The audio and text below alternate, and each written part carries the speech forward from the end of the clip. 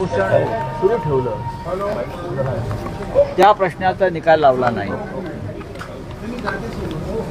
धर्मेंद्र प्रधान यांच्या राजीनाम्यासाठी त्यांचं उपोषण होतं.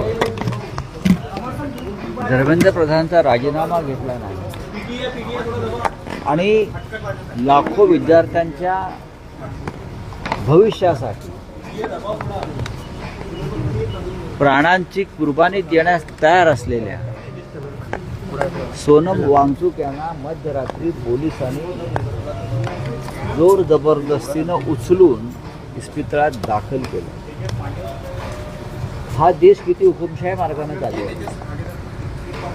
सोनम वांगचुक यांच्या प्राणाची तुम्हाला इतकी किंमत असती तर उपोषण सुरू झाल्यावर काही काळातच त्यांच्या मागण्यासंदर्भात सरकारनं काही भूमिका घेतली असते. ती भूमिका घेतली नाही. सोनम वांगचुक यांच्यावरती काल रात्री दडपशाही करण्याचं दुसरं कारण असं आहे, आज नागपुरात जो हिंदुत्वाचा धडक आहे, आज नागपूरमध्ये उद्धव ठाकरे यांच्या नेतृत्वाखाली उपस्थितीत जो एक राम मंदिर लुटीविरुद्ध एक एल्गार आहे, त्या कार्यक्रमावरचं लक्ष वळवावं म्हणून सुद्धा सोनम वांगचुक यांना काल रात्रीच दडपशाही मार्गानं अटक करून इस्पितळात नेलं. ही दोन कारणं आहेत.